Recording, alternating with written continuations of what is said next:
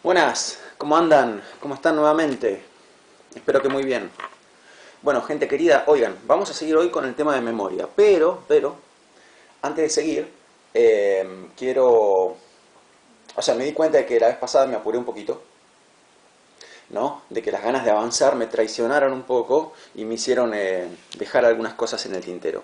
Entonces, el punto en el que habíamos quedado la vez pasada era en hablar del subsistema ejecutivo central, porque habíamos dicho que tenía dos funciones. Explicamos una de esas dos funciones y la otra quedó para hoy y la vamos a explicar. Pero antes de eso, volvamos un poquito para atrás. Volvamos un poquito para atrás. A ver. Habíamos dicho que eh, la capacidad de la memoria de trabajo es de 7 más menos 2 elementos, ¿no? Y que la memoria de trabajo no solamente tiene una capacidad limitada, sino también una duración limitada. Y dijimos que la información permanece en la memoria de trabajo durante... ¡Opa! Estoy una mano de jabón hoy. Durante un tiempo limitado.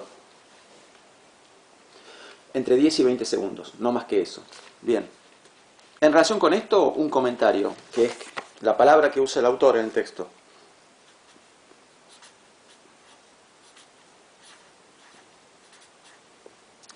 Pozo, el autor del texto, usa la palabra apagones. Apagones. Entonces él dice que la memoria de trabajo sufre un apagón cada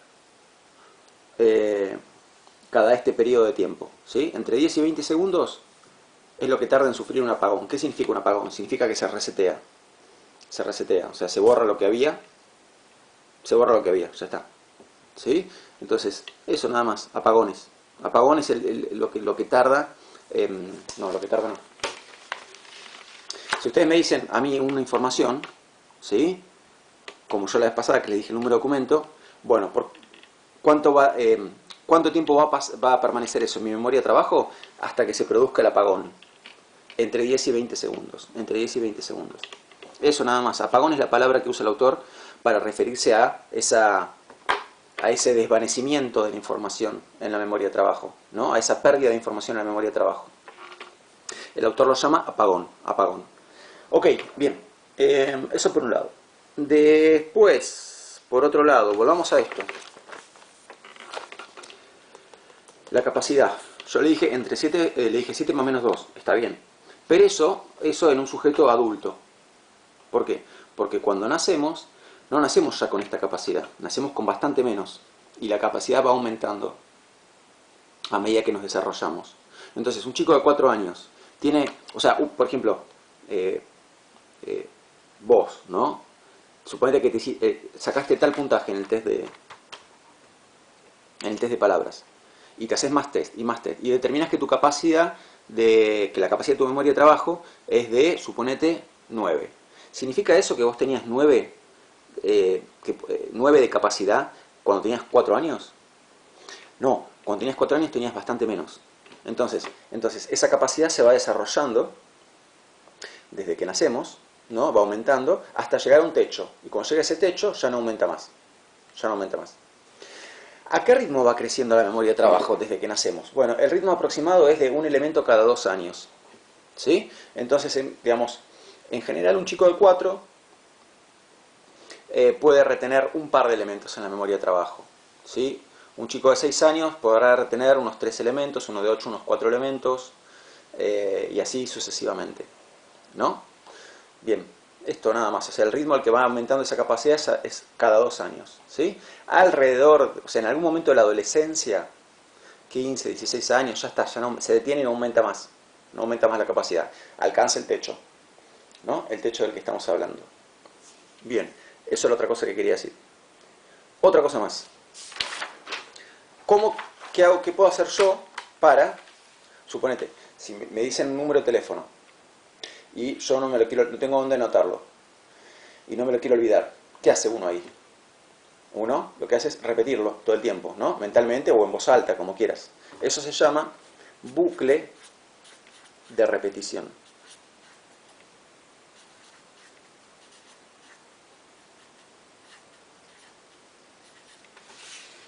¿Sí? Bucle de repetición, ahí está. Entonces, supongamos, yo la vez pasada le dije mi número de documento. ¿Sí? Supóngase que no se lo quieren olvidar. Entonces, 29370-593. Y no tenés dónde anotarlo y te lo querés acordar. 29370-593, 29370-593, 29370-593. ¿Qué estás haciendo? Y estás todo el tiempo repitiéndolo. Por eso se lo llama bucle, ¿no? Porque hace esto. Vos empezás, digamos, te lo repetís, y cuando terminás de repetírtelo, empezás de vuelta. 293, no sé si se llega a ver bien ahí. 29370-593, 29370-593. ¿Sí? Es un rulo, un bucle, en el cual repetís esa información. ¿Y qué lográs con eso? Lográs evitar esto, el apagón. ¿Sí? El apagón. ¿Por qué? Porque si el apagón se produce después de 10, 11, 12, 13, 14 o 20 segundos, bueno, lo que lográs es que cada vez que empezás a repetirlo de vuelta, este conteo se inicia de vuelta. ¿No? Entonces supóngase que, a ver, para que se entienda, supóngase que mis apagones se producen cada 15 segundos. No sé cada cuánto, no me lo tomé. También se determina, eso también se puede determinar con test. ¿Sí? No me tomé esos test. Pero imagínense que me tomo los test correspondientes, ¿sí? Y descubro que los apagones de mi memoria de trabajo se producen cada 15 segundos. 15. Bien. Entonces, a mí me dicen un número. Bueno, mi número de documento me lo sé, pero supóngase que me dicen, qué sé yo, no sé, un número cualquiera de documento. 3, 4, 7, 14, 8, 0, 9. Acá, inventé un número de documento. ¿Sí? Bien. Imagínense que me dicen este número. Entonces, no tengo dónde anotarlo y me lo quiero acordar. ¿Qué hago? Uso el bucle de repetición. Y entonces empiezo a decir 3, 4, 7, 1, 4, 8, 0, 9. 3, 4, 7, 1, 4, 8, 0, 9. 3, 4, 7, 1, 4, 8, 0, 9. ¿Qué estoy logrando ahí? Cada vez que me lo repetí, 3, 4, 7, 8, 4, 1, 0, 9. El conteo empezó. Mi conteo es de 15. En el ejemplo que les estoy dando, repito, porque yo no me tomé el test. Pero imagínense que mis apagones se producen cada 15. Entonces, me lo repito a mí mismo. 3, 4, 7, 1, 4, 8, 0, 9. Ahí ya empezó a andar en mi cabecita el conteo. Es inconsciente, ¿no? Acá no hay nada. Pero es como funciona la cabeza. ¿Sí? La cabeza tiene un conteo tal que cuando se cumple ese conteo, se pierde lo que había en la memoria de trabajo. Entonces, 3, 4, 7, 1, 4, 8, 0, 9.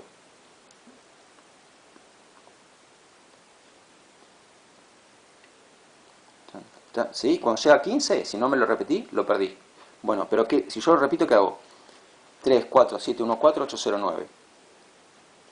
3, 4, 7, 4, 1, 0, 9. Empieza de vuelta. 3, 4, 7, 4, 1, 0, 9. Empieza de vuelta. 3, 4, ¿ven? Entonces cada vez que me lo repito, el conteo que llega hasta 15 baja a 0. Baja a 0. Entonces lo que hago es estar todo el tiempo volviendo ese conteo a 0. Y así logro retenerlo en mi memoria de trabajo. ¿Sí? Y si quiero recordar un número más largo, ¿qué hago? Lo achico. ¿Sí? Uno de los elementos. Y me queda 84, 27, 13, 22, 40, 92, 18. Bueno, lo estoy agrupando. Una cosa que no dije la vez pasada es cómo se llaman estas agrupaciones de elementos. Estas agrupaciones de elementos se llaman chunks. Se los anoto acá. Chunks. ¿Sí? Un chunk es un elemento que condensa otros elementos. Condensa dos o más elementos. Entonces, mira, acá tiene ejemplos de chunks. ¿Ven esta palabra que me meto yo? Eis prosepi. Es un chunk. Es un elemento que condensa tres elementos. La preposición eis, la preposición pros y la preposición epi, del griego. Y los condenso en un chunk. Eis prosepi. Este es un chunk que condensa dos elementos. La preposición apo y la preposición pros. Y este es un chunk que condensa dos elementos. Y acá tiene un chunk que condensa dos, O sea, uno puede hacer chunks que condensan 2, 3, 4, 5, etc. ¿No? ¿Y qué ganamos al hacer chunks? ¿Qué ganamos chunkeando? Este verbo parece gracioso, pero bueno, es real. ¿Qué ganamos chunkeando elementos? Lo que ganamos al chunkear elementos es llegar más allá que los límites de nuestra memoria. les decía, ¿qué ganamos al chunkear elementos? Lo que ganamos es llegar más allá, más allá que los límites que me establece mi memoria de trabajo. ¿No es cierto? Bien. Bueno. Chunks. Y después otra cosa que menciona el autor por ahí. Ven cómo me apresuré, no hay que apresurarse en la vida. La prisa es una mala consejera. Miren todas las cosas que me estuve salteando. Otra cosa que menciona por ahí el autor es esto.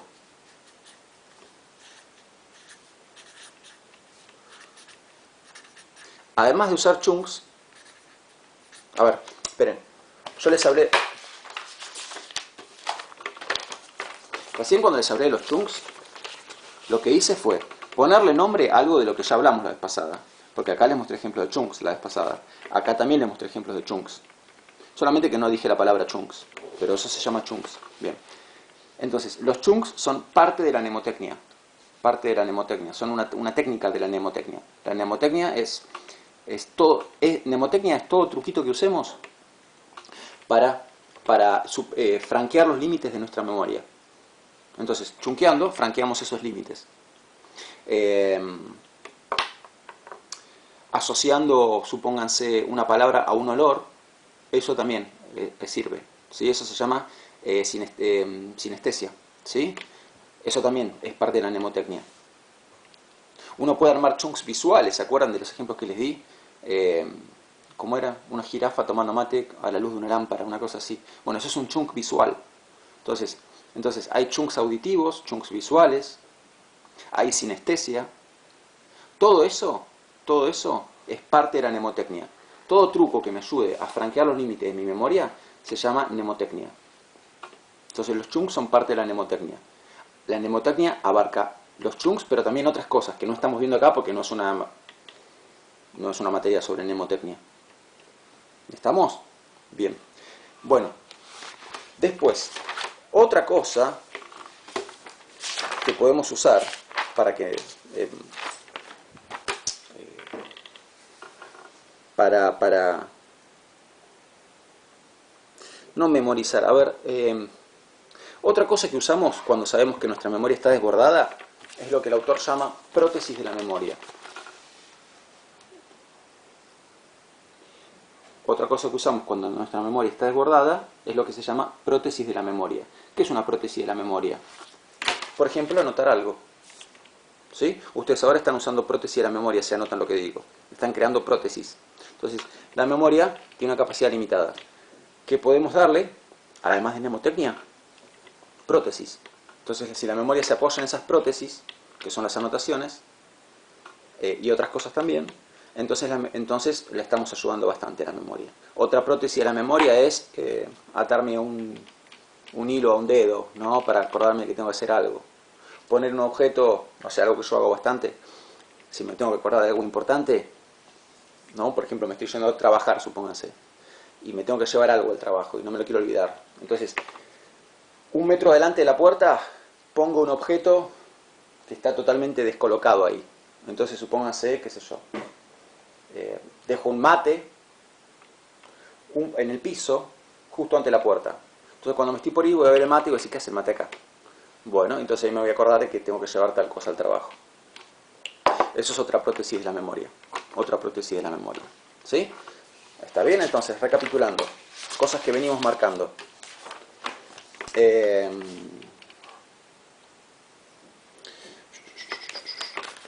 Hablamos de que la memoria de trabajo se va desarrollando con la edad hasta llegar a un tope. Hablamos de que la memoria tiene apagones. Los apagones son la pérdida de información. La memoria de trabajo, ¿no? La memoria de trabajo tiene apagones que son la pérdida de información. Vimos también que para combatir esos apagones podemos usar el bucle de repetición. Vimos también que es posible franquear los límites de la memoria de trabajo utilizando mnemotecnia. Un ejemplo muy típico de mnemotecnia es chunkear cosas. Y otra cosa que podemos hacer para ayudar a nuestra memoria, que no es mnemotecnia, es usar prótesis de la memoria. Prótesis de la memoria. ¿Sí? Que es lo que anoté recién. ¿Dónde está? Estoy haciendo lío con mis propios... Acá está. Prótesis de la memoria. ¿Está? Bueno. Y una cosita más. Una cosita más les voy a decir, antes de ir al tema de hoy. Vieron que yo les hice este juego o test donde había que recordar palabras. Bien. Esas palabras, si ustedes se fijan, o sea, yo leí una lista de 30. Había un orden en esas palabras.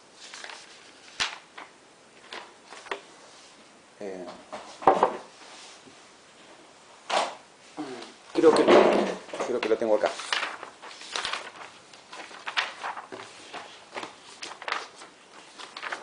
Aquí está. Bien. Las palabras eran árbol, reloj, baldosa, remera, carpa, bigote, paloma, ojota, guante, zapato, jirafa, lámpara, mate, almohada, silla, perro, tenedor, cortina, bandera, caja, teléfono, jabón, libro, ventilador, lapicera, escoba, caracol, toalla, bolso, cuchara. 30. Bien. Si ustedes se toman el trabajo de ver cuáles fueron las palabras que recordaron del orden, o sea, teniendo en cuenta el orden, ¿no? Palabra número 1, palabra número 2, número 3, número 4, número 5, etcétera, hasta llegar a la 30, van a ver que en general,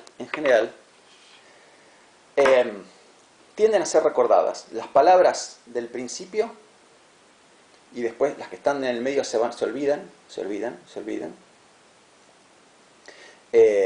A veces aparece alguna palabra del medio que te acordás, pero alguna. Y después las últimas palabras tienden a ser recordadas por lo general. O sea, si las últimas palabras que escuchaste, fíjense que en la lista son toalla, bolso y cuchara, es muy común que esas palabras las recuerdes. ¿No? ¿Cómo se llama esto? Esto se llama efecto de resencia.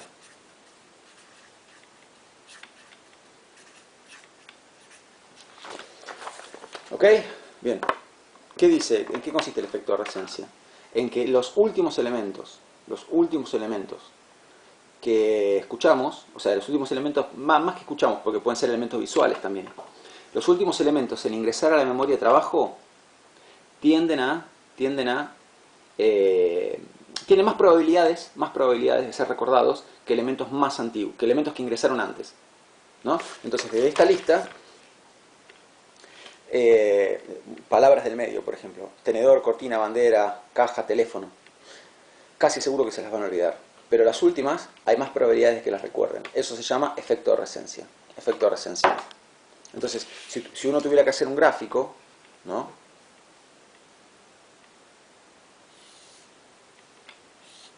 Medio raro, un gráfico medio inventado, la verdad, medio casero, y mostráramos cuáles son las palabras que se recuerdan, lo que pasaría sería algo así. Las primeras en general se recuerdan, en el medio nos olvidamos, y con las últimas, ¡pling!, se dispara la curva para arriba. Esto es el efecto de resencia del que les estoy hablando. Los últimos elementos tienen más chance de ser recordados. ¿Sí? Bien, genial. Bueno, listo. Me saqué un peso de encima. Tenía un cargo de conciencia de no haber dicho estas cosas. Me carcomía la conciencia. Bueno, continuamos. Ahora sí vamos a retomar las cosas que estábamos viendo la vez pasada. Y estábamos con esto. ¿Sí? Con esto. Bien. Bueno, este esquemita en realidad voy a tener que dibujarlo de vuelta en otra hoja, porque necesito más lugar. A ver.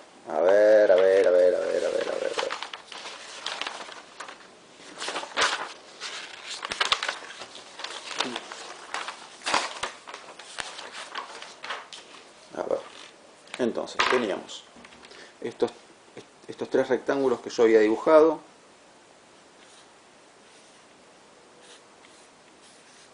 Que eran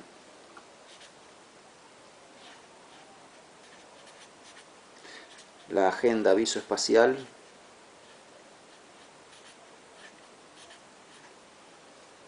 el lazo articulatorio,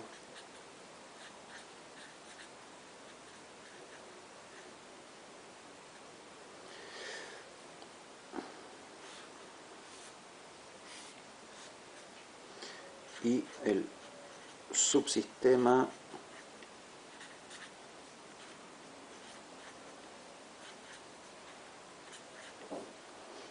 ejecutivo central. Bien, entonces, ahí va. Yo les había dicho que el subsistema ejecutivo central tiene dos funciones y que una de ellas es administrar los recursos de la memoria de trabajo. ¿Cuáles son los recursos de la memoria de trabajo? 7 más menos 2 elementos. 7 más menos 2 elementos. Bueno, a esa capacidad, que es muy limitada, hay que administrarla entre estos dos subsistemas. ¿Sí? Bien, bien. Ahora. Ustedes recuerdan que yo, la clase pasada y esta clase también, les mencioné mi número de documento. ¿No es cierto?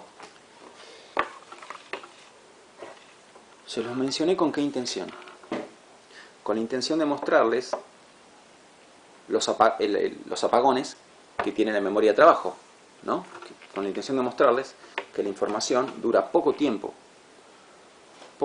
en la memoria de trabajo. Ok.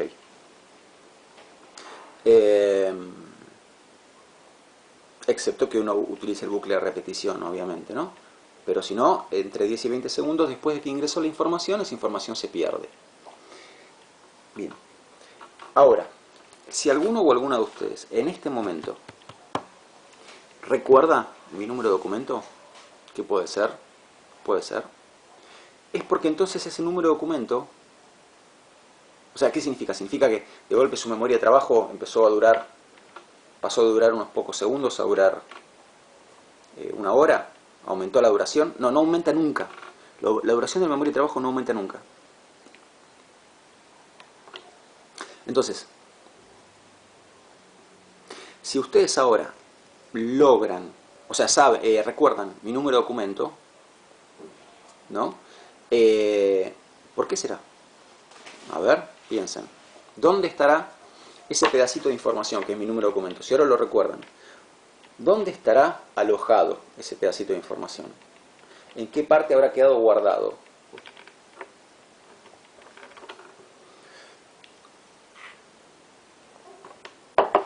En la memoria de trabajo no puede ser, porque sabemos que dura entre 10 y 20 segundos. En la memoria permanente, ¿sí? Si ahora lo recuerdan es porque pasó a la memoria permanente. De la memoria de trabajo pasó a la memoria permanente. Y esto pasa todo el tiempo. O sea, por ejemplo, no sé, qué sé yo, si ahora yo les pregunto la fecha de la Revolución de Mayo, ¿la saben? Claro que la saben. Bueno, entonces ¿dónde está? En su memoria permanente. ¿Pero siempre estuvo en su memoria permanente? No. Antes de estar en la memoria permanente, pasó por la memoria de trabajo, como mi número de documento. Entonces, volvamos al número de documento por un momento. Si ustedes ahora recuerdan mi número de documento, ¿no? Es porque está en la memoria permanente. Cuando yo se los dije, no fue derecho a la memoria permanente. Primero estuvo en la memoria de trabajo. 29370-593, memoria de trabajo. Si pasa el tiempo y lo siguen recordando, es porque pasó de este cajón, que es un cajón muy chiquitito, a un cajón mucho más grande, que es la memoria permanente. Se cambió de cajón. Bueno, lo mismo pasa con la fecha de la Revolución de Mayo. 25 de mayo de 1810. Bueno, cuando su maestra se los explicó en la primaria, en el momento que se los explicó, eso entró a la memoria de trabajo. Si después lo recuerdan es porque está ya no en la memoria de trabajo, sino en la memoria permanente.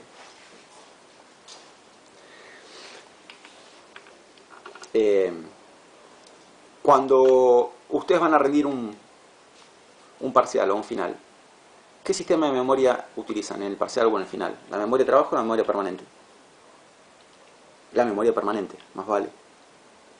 Pero todo lo que sacan de su memoria de trabajo, o sea, lo que hace uno en un parcial o en un final, es abrir ese gran cajón y entrar a sacar cosas. Pero todo lo que está en ese gran cajón, primero pasó por el cajón chiquitito, que es la memoria de trabajo. ¿Cuándo pasó por el cajón chiquitito? Pasó por el cajón chiquitito cuando ustedes estaban en la clase, o ahora en un video, y escucharon mi explicación. Ahí entró el cajón chiquitito, ¿no? Bien. Si ahora lo recuerdan es porque ya está en el cajón grande. Quizás, a ver, ¿qué es lo que típicamente ocurre en una clase? ¿Por qué toma anotaciones uno en una clase? Porque uno sabe que de esa clase muchas cosas van a pasar del cajón chiquito al cajón grande. A veces con una clase ya hay muchas cosas que pasan en la memoria permanente. Pero sabes que no todas. Entonces anotas. Entonces, ¿qué necesitas en el parcial o en el final? Que todo esté en el cajón grande. Bueno, muchas cosas pasaron el cajón grande solamente en la clase. Perfecto. Otras cosas no. Esas cosas las anotaste.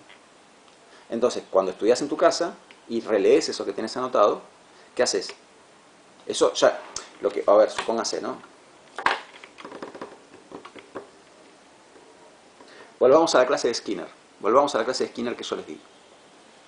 Imagínense que cuando terminó el video de Skinner, ustedes terminaron de ver ese video, ya quedó en la memoria permanente de ustedes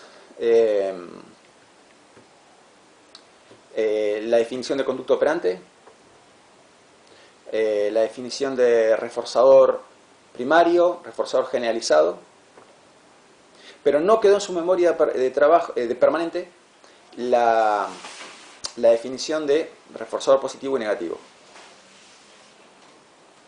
¿no? A ver cómo lo podemos representar. A ver cómo lo podemos representar. Vamos a hacer el cajón chiquitito. Esto es pedagógico, no es un apunte lo que les voy a mostrar, ¿sí? No es algo como para que lo anoten. Imagínense que es como un video que les estoy mostrando, ¿sí? Una animación. Esto es estrictamente con fines pedagógicos. Tómenlo para entender la idea y nada más. Acá tenemos el cajón chiquito y el cajón grande. Esta es la memoria de trabajo y la memoria permanente. Bien, acá está mi clase. Acá estoy yo hablándoles, ¿no? Nieto. Bla, bla, bla, bla. Este es el bla, bla, bla de la clase. Y sigo. Ven que sigo. Bla, bla, bla, bla, bla, bla, bla, bla. Bien. Todo ese bla, bla, bla, ¿ok?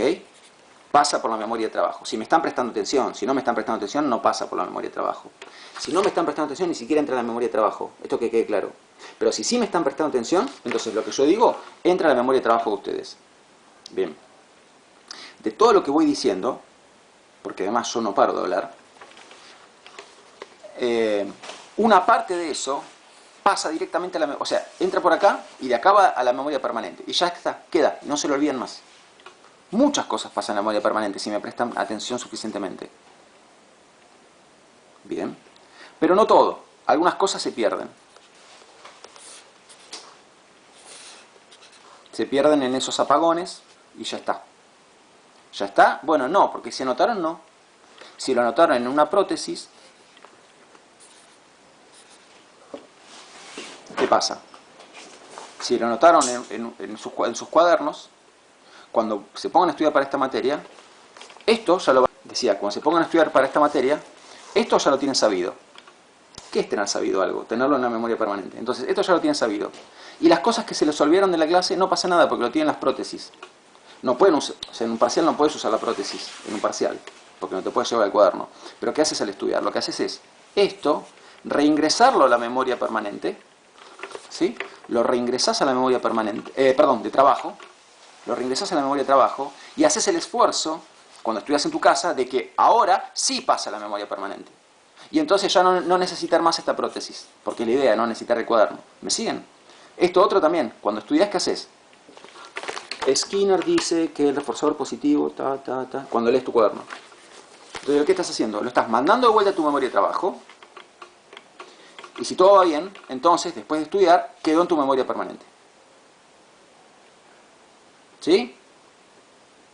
También podés haber tomado apuntes de cosas que ya te acordabas. Bueno, está bien, pero eso no hace falta repasarlo, porque ya está en la memoria permanente. ¿Me siguen? Esto es lo que pasa todo el tiempo. La puerta de entrada a la memoria permanente es la memoria de trabajo. Pero no todo lo que entra a la memoria de trabajo pasa a la memoria permanente. Muchas cosas no pasan a la memoria permanente, sino que se pierden.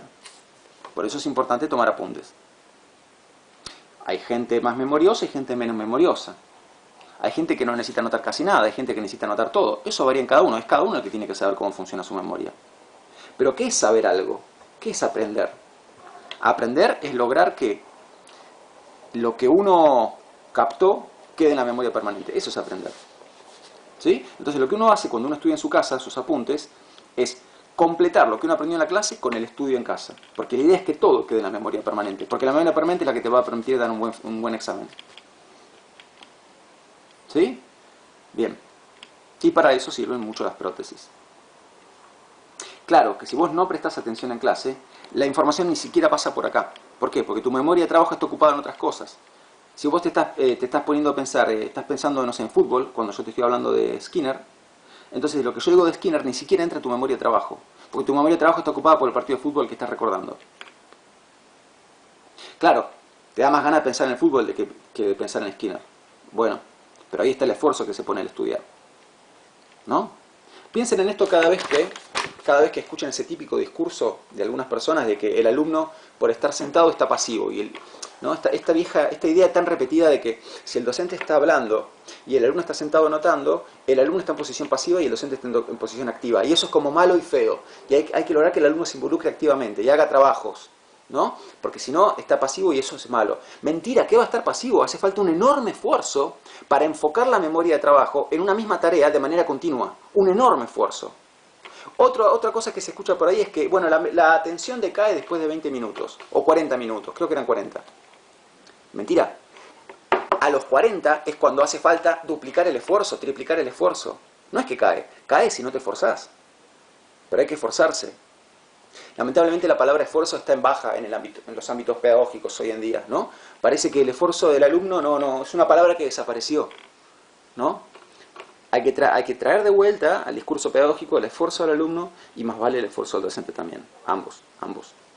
Bien, listo. Hice catarsis. ¿Vieron? Cada tanto hago catarsis también. Ok, bueno. Entonces, ¿cómo se llama esto? Esto que está acá. Este trasvasamiento de elementos de la memoria de trabajo a la memoria permanente. La flecha esta que va para abajo. Se llama adquisición. ¿Sí? Se los anoto acá. Se llama adquisición. No, vamos a hacer así. Esperen. Porque por algo yo empecé esto con una hoja nueva. Entonces, miren una cosa, por favor. Yo tenía estas tres cosas acá escritas. Y acá le hice una llave a estas tres cosas. ¿Por qué? Porque esto es la memoria de trabajo. ¿Sí? Eso es la memoria de trabajo. Ok. ¿Y qué voy a dibujar acá? ¿Qué es este super cajón que dibujé acá abajo? La memoria permanente.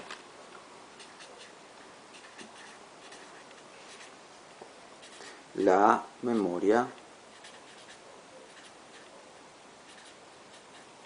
permanente. ¿Sí? Memoria de trabajo, memoria permanente. Bueno, la flecha que yo les mostraba recién es esta flecha. ¿Sí? Y esta flecha es la flecha de la adquisición. Adquisición. ¿Lo ven ahí? Existe un sinónimo de adquisición. ¿Cuál es el sinónimo? Aprendizaje. Le pueden decir adquisición o le pueden decir aprendizaje. Es exactamente lo mismo. Aprendizaje barra adquisición. ¿Qué es aprender? Es lograr que determinados contenidos que estaban en la memoria de trabajo pasen a la memoria permanente. Entonces lo aprendiste, ahora lo sabes. Y cuando te lo pregunten, cuando yo se los pregunte en el examen final, por ejemplo, y les diga, a ver, ¿me contás cómo define Skinner al reforzador positivo y el reforzador negativo? ¿Qué van a hacer ustedes? ¿Van a buscar en su memoria permanente, en el cajón grande, y lo van a traer de vuelta a la memoria de trabajo para explicármelo. Lo van a sacar del cajón grande y lo van a llevar al cajón chico. ¿Sí? Entonces, ¿esto cómo se llama? Esto se llama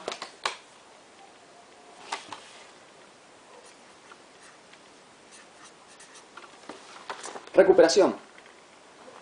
¿Sí? Recuperación. Recuperar es el acto de traer contenidos de la memoria permanente a la memoria de trabajo.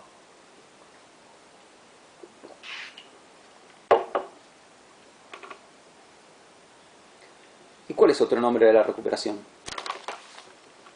Recordar. Entonces vos estás recordando cosas cuando las explicas en un final.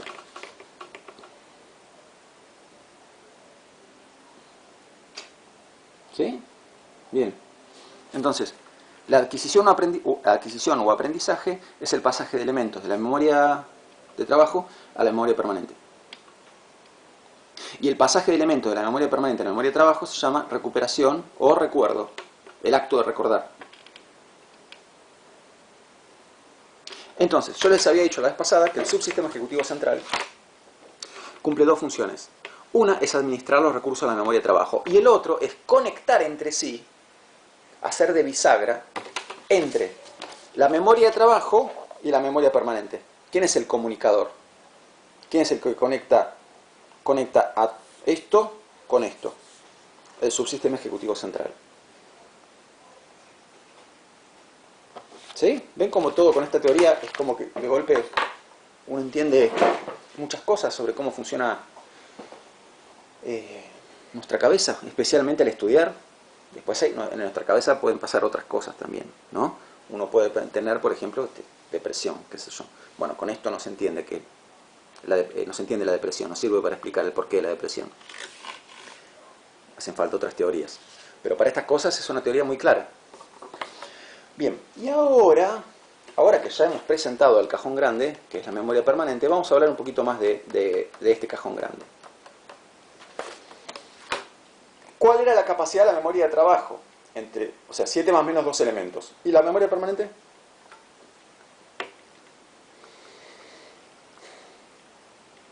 ¿Cuándo revienta la memoria permanente? En general no se sabe. Básicamente no se sabe cuál es el límite de la memoria permanente.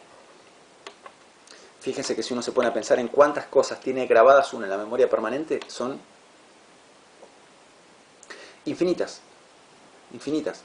Los recuerdos de cada cosa que viviste, los nombres de cada persona que conoces, cada cosa que estudiaste, no sé, si te gusta, qué sé yo, si te gustan las series como a mí, los personajes de series que recordás son infinitos, no sé, canciones que podés cantar, o podés por lo menos tararear.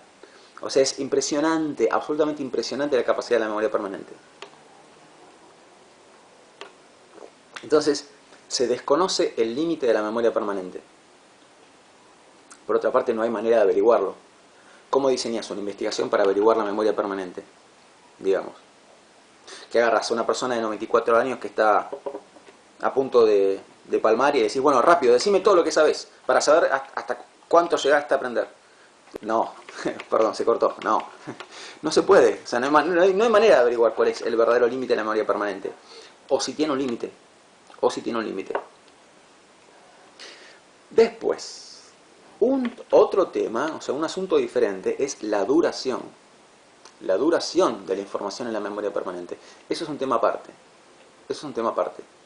¿Cuánto dura la información en la memoria permanente? A ver. Seguramente. La primera respuesta que a uno le suele venir a la mente es y para siempre. ¿Por qué? Y porque yo qué sé, si me pongo a pensar en recuerdos que tengo en la vida, yo tengo 38 años, ¿sí? Soy del 82, y por ejemplo tengo recuerdos de ver con mi familia, por mencionar recuerdos lejanos, ¿no? Los penales que atajaba Goicoechea en el Mundial de Italia 90. Bueno, eso pasó hace 30 años. Casi se van a cumplir 30 años. Y ahí está, me lo sigo acordando. Y me acuerdo hasta de la esa camiseta como con rombos violetas que tenía. Me acuerdo de cómo salimos a festejar con mi familia, de que me crucé con un compañero de la primaria en la calle cuando estábamos festejando, cuando Argentina le ganó a Italia, en todas esas situaciones, ¿no? Si me pongo a pensar, me acuerdo cosas de, no sé, del cumpleaños de 15 de mi prima, cuando yo era re chiquito. Bueno, en fin, hay cosas que uno, en principio, da la impresión de que en la memoria permanente las cosas quedan para siempre, pero en realidad sabemos que no. ¿Por qué? Porque si volvemos a los exámenes, cuando ustedes dan un examen, ¿qué están usando? ¿Ustedes o yo? Estamos usando la memoria permanente. Bien. ¿Y cuánto dura ese? Una vez que diste el examen, bueno, diste, sacaste un 7, listo. 4 meses después, ni siquiera, yo creo que 4 días después, te preguntan, bueno, a ver, háblame de Skinner. Probablemente ya te olvidaste la mitad de las cosas, ¿no? Bueno, eso pasa, eso pasa. Pero estaban en la memoria permanente, ¿no se llama justamente memoria permanente? Bueno, ¿y qué respuesta suele dar uno cuando te pasa algo así? Cuando te dicen, bueno, pero vos hace 4 días diste un final y te sacaste un 7. O sea que te tenés que acordar de Skinner. Uno que dice en esos momentos, y ahora estoy con la cabeza en otra cosa. Estoy con la cabeza en el final que doy pasado mañana. Entonces, ¿a qué quiero llegar con todo esto? A que es un hecho que, así como se pierde información de la memoria de trabajo, se pierde también información de la memoria permanente. Entonces, de la memoria de trabajo ya sabemos que se pierde información sí o sí, porque entre 10 y 20 segundos después de que ingresó, la información se pierde. Y en la memoria permanente la información puede tanto retenerse como perderse también. Pero se puede perder información. ¿Cómo se llama la pérdida de información de la memoria permanente? Olvido. Olvido, así de simple, no se lo olvido. Entonces seguramente, por ejemplo, muchos de ustedes hicieron, como esta es una materia de primer año, calculo que más de la mitad de ustedes, por lo menos, habrá terminado la secundaria el año pasado. Y seguramente tuvieron algún examen de, supónganse, geografía, que lo dieron en octubre del año pasado. Y si les pregunto cosas que dieron en ese examen, ya se las olvidaron. Bueno, pero para dar bien ese examen tenían que tenerlo en la memoria permanente. ¿Qué pasó? Se olvidó. Entonces,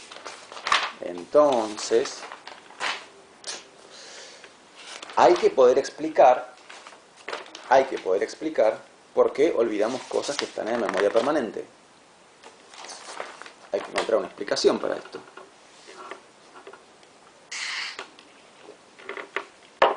¿Por qué olvidamos cosas? Vamos a anotarlo. Vamos a anotar la pregunta.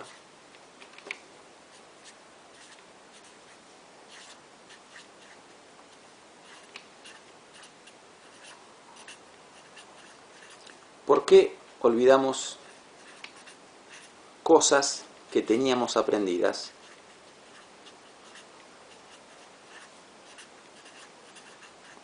¿Por qué olvidamos cosas que teníamos aprendidas? Miren qué linda pregunta para la vida. ¿Por qué olvidamos cosas que teníamos aprendidas? O dicho de otra manera, ¿qué quiere decir que las teníamos aprendidas? Que las teníamos aprendidas quiere decir que estaban en nuestra memoria permanente.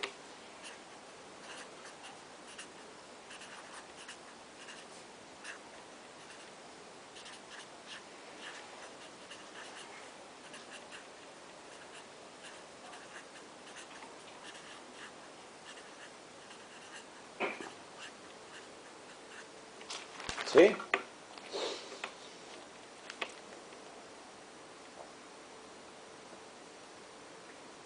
Bien. ¿Por qué olvidamos cosas que estaban en nuestra memoria permanente? ¿Por qué pasa eso? Bueno, la psicología cognitiva responde a esta pregunta con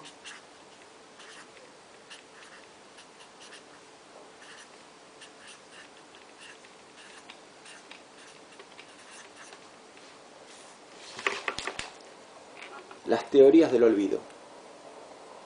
Teorías del olvido. Entonces, ¿qué son las teorías del olvido? como el mismo nombre lo dice, son teorías para explicar por qué olvidamos cosas que estaban en nuestra memoria permanente. ¿Por qué se pierde información? ¿Por qué se pierde información de nuestra memoria permanente? Ok. Y hay dos teorías del olvido. Empecemos por la más fácil.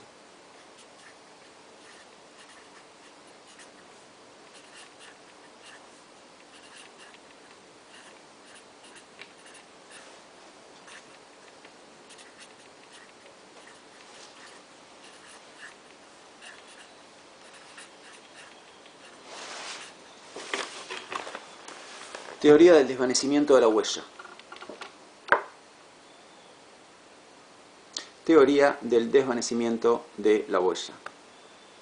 Bueno, es súper fácil de entender esta teoría. No es como para el premio Nobel, digamos. ¿Qué dice la teoría del desvanecimiento de la huella? La misma frase ya se los está diciendo. Según la teoría del desvanecimiento de la huella, con nuestros aprendizajes ocurre lo mismo que con las huellas en el barro o las huellas en la arena, o en la nieve, donde quieran, qué sé yo. ¿Qué pasa con las huellas? El solo paso del tiempo, el simple paso del tiempo, ¿no?, las va erosionando. O sea, con el viento, el calor y qué sé yo, las huellas se van erosionando, se van deteriorando, hasta borrarse por completo. Bueno, entonces, ¿qué dice la teoría del desvanecimiento de la huella? Dice que el simple paso del tiempo va deteriorando nuestros aprendizajes y recuerdos hasta que en algún momento se borran por completo. Más vale que en algunas personas se borran antes y en otras después, bueno, pero tarde o temprano se borran. Esa sería la idea. Bueno, esa es la teoría del desvanecimiento de la huella. Ya está. Si entendieron eso, ya lo entendieron y ya se van a explicar. Ok, vamos con la otra.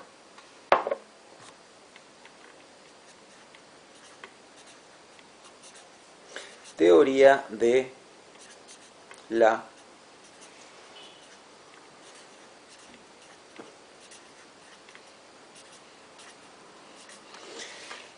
interferencia. ¿Sí? Teoría de la interferencia.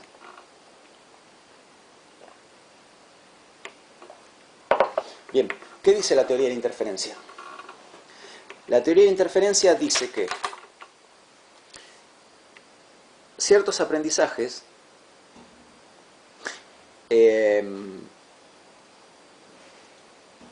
interfieren en nuestra capacidad de retener otros aprendizajes. O sea, hay aprendizajes que interfieren con otros aprendizajes. Para explicarlo de manera un poquito más simple. Hay aprendizajes que interfieren con otros aprendizajes.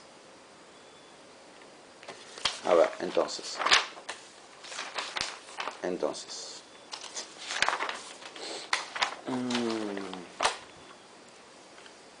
Por ejemplo.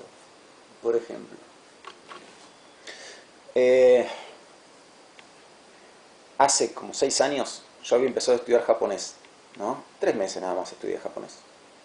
Pero el japonés tiene 3 sistemas de símbolos diferentes. Bueno, el sistema tiene 3 sistemas. Decía, el japonés tiene 3 sistemas de símbolos que son hiragana, katakana y kanji. Bueno, entonces, lo primero que se aprende en general es hiragana. Entonces, no sé, un ejemplo de una letra en hiragana. Eso es una letra en hiragana. Otra letra en hiragana puede ser...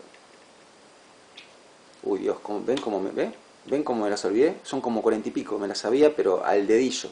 40 y pico, no me acuerdo cuántas eran. Pero no saben cómo me las sabía yo. Ese es otro.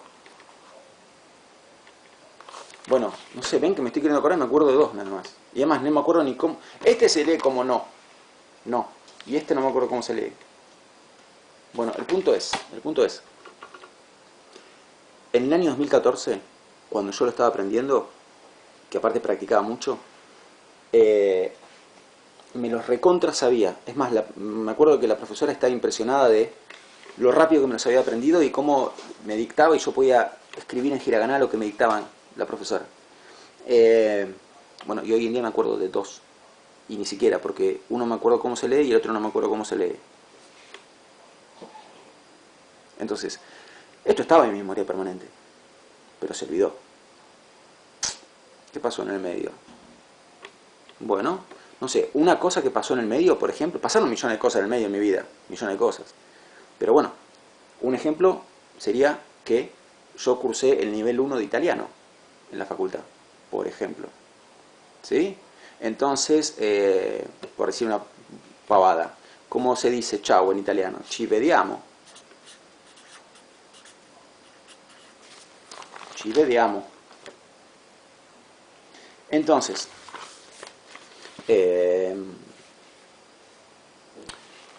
¿a qué quiero ir con esto? ¿A qué? ¿A qué? Acá hay un símbolo de hiragana, otro símbolo. Y acá venían otros muchos más que yo me olvidé. Uno podría decir que haber aprendido que ¿por qué esto se perdió? ¿Por qué esto desapareció en mi memoria permanente? Porque el lugar que estaba ocupado por esto, ahora está ocupado por el ci vediamo. Entonces, haber aprendido el ci vediamo desplazó o interfirió, o sea, este aprendizaje desplazó este aprendizaje. O sea, haber aprendido esto interfirió en mi capacidad actual para recordar esto que yo lo tenía aprendido pero ya lo olvidé, a causa del ci vediamo. Más otras palabras en italiano. Entonces la idea sería, si vos agregas acá otras palabras en italiano que aprendí, ¿no? Según la teoría de interferencia, estos nuevos aprendizajes fueron echando en mi memoria permanente a estos antiguos aprendizajes. Estoy simplificando un montón, obvio, ¿no? Pero me parece que se entiende la idea de que hay aprendizajes que interfieren con otros aprendizajes. Bueno, esto es lo que dice la teoría de la interferencia. Pero ojo, porque hay dos tipos de interferencia.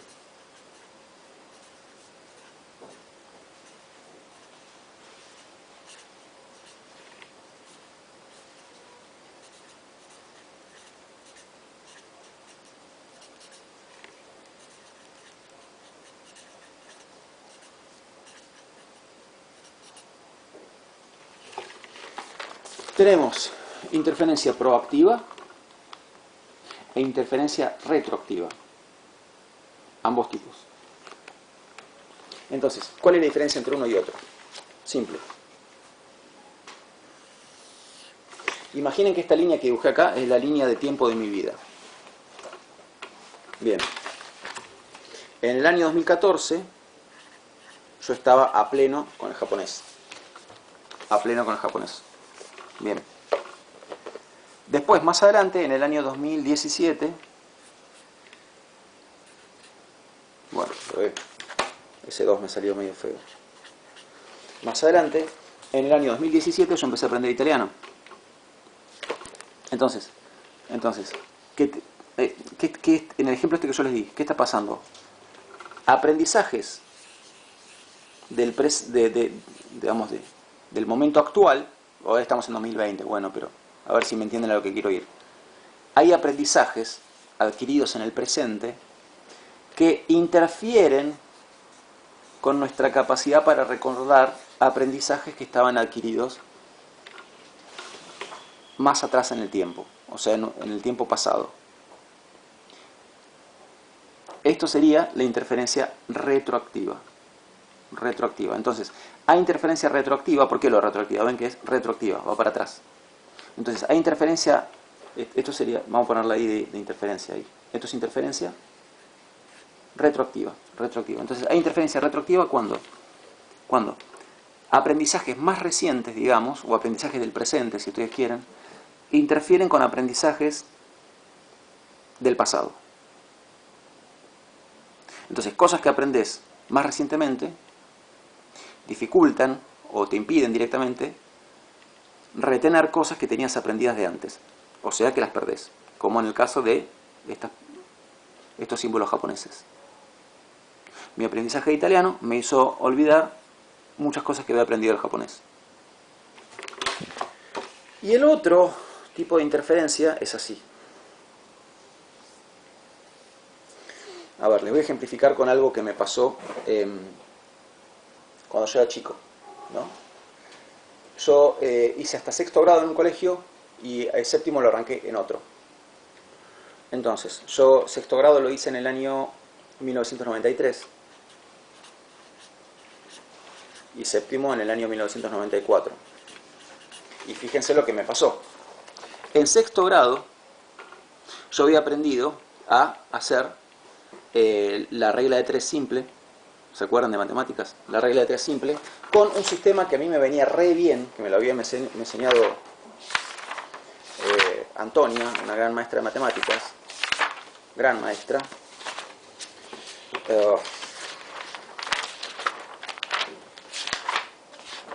Que era algo así. Estoy buscando dónde mostrárselos. A ver.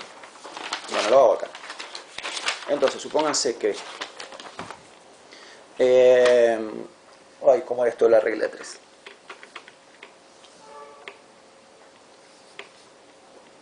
Déjenme pensar un poquito, corto el video. Listo, ya me acordé. A ver, imagínense lo siguiente. Sí, yo tengo el siguiente problema, ¿no? Si 37 reposteros fabrican... Uy, perdón. Acá estoy de vuelta, perdón. Decía, si 37 reposteros fabrican 430 tortas, ¿cuántas tortas fabrican 52 reposteros? ¿No? Entonces, repito, si 37 reposteros fabrican 430 tortas, ¿cuántas tortas fabrican 52 reposteros en un día? Entonces, ¿cómo me enseñó Antonia a resolver esto? De la siguiente manera.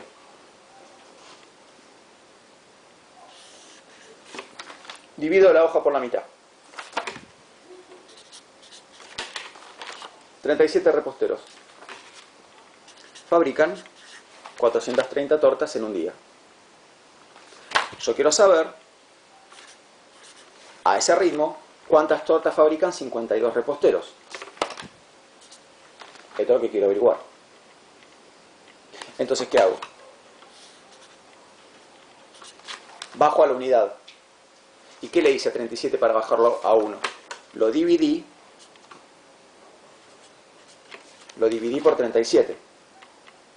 ¿Qué hago entonces con 430? Lo divido por 37. También lo divido por 37.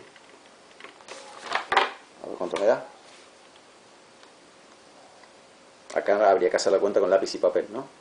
Pero bueno, yo soy de psicología, no de matemáticas, así que estoy exceptuado. 430 dividido 37.